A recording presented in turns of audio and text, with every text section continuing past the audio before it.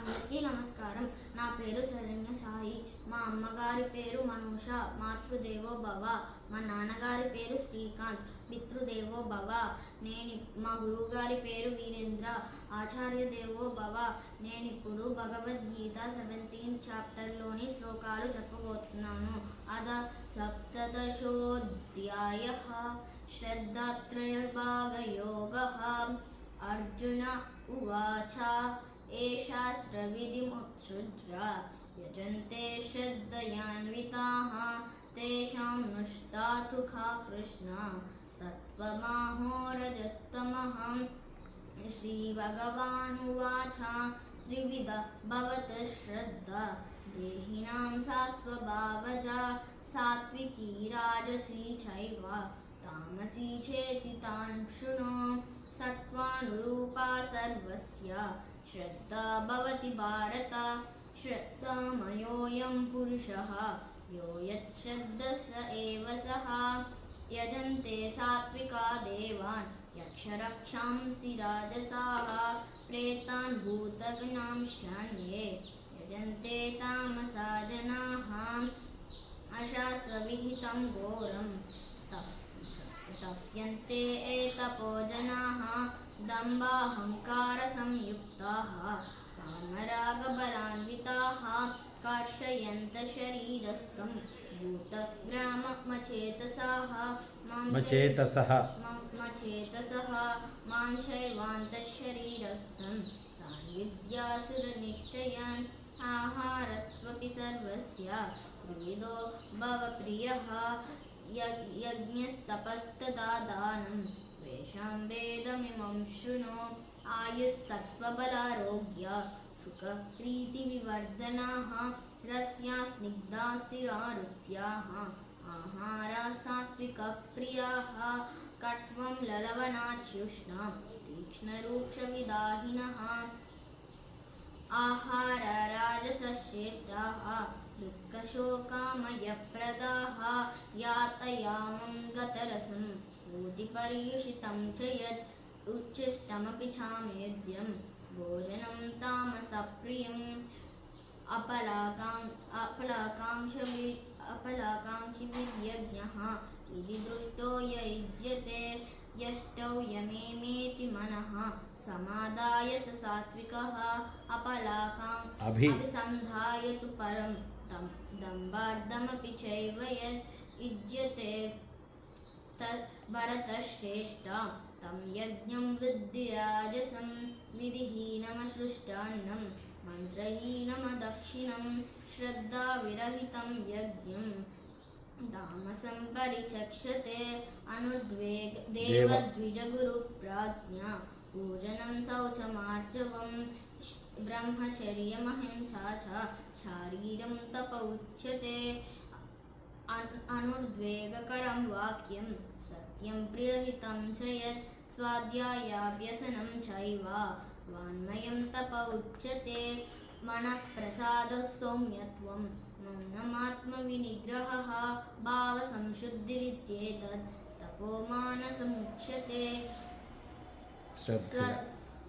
శ్రద్ధయా పరయా తప్తం తపస్తత్త్రివిధం నరైః. అపలాకాంక్షిభిర్యుక్తైః తామసం సాత్వికం పరిచక్షతే. సత్కారమానపూజార్థం తపోదంభేన చైవ యత్ క్రియతే తదిహ ప్రోక్తం. తామస్ రాజసం చలమధ్రువం మూఢగ్రాహేణాత్మనో యత్ క్రీడయా క్రియతే తపః. క్రియంతే పరస్యోత్సాదనార్థం వా తామసముదాహృతం. దాతవ్యమితి యద్దానం దీయతేరుపకారిణే. దేశే కాలే చ పాత్రే చ తత్తామసముదాహృతం. ప్రకారాత్తం తపోదం ఫలముద్దిశ్య వా పునః. దీయతే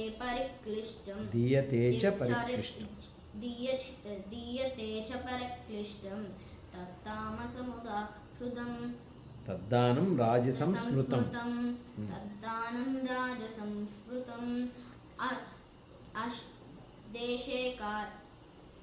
అదేశకాలే చ అదేశకాలే యద్దానం తపోదంబే పాత్రేభ్యశ్చ పాత్రేభ్యశ్చ దీయతే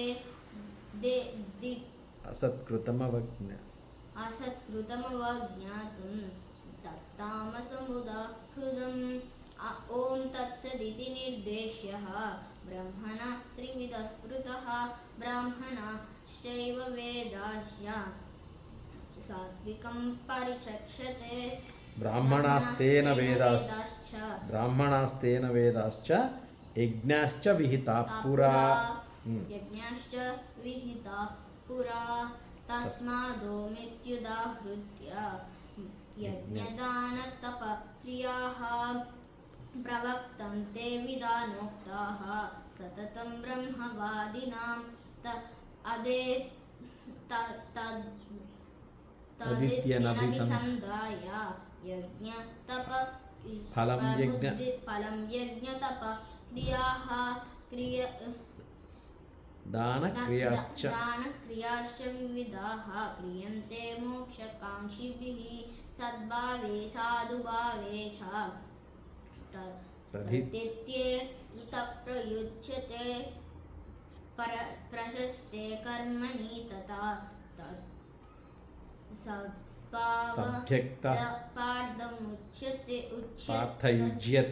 పార్థయుజ్యతే యజ్ఞే తపసి దానే చ స్థితిశ్చోచ్యతే కర్మ చైవ తదర్థీయం తత్తామసముదా సదిత్యేవాభ్యదీయతే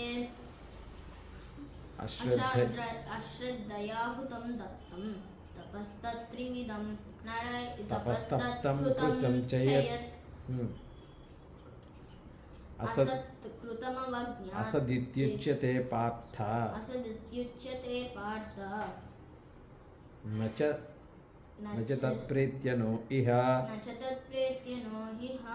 ఓం తత్సదితి శ్రీమద్భగవద్గీతాసు ఉపనిషత్సు బ్రహ్మవిద్యాయాం యోగశాస్త్రే శ్రీకృష్ణార్జున సంవాదే శ్రద్ధాత్రయవిభాగయోగో నామ సప్తదశోధ్యాయః.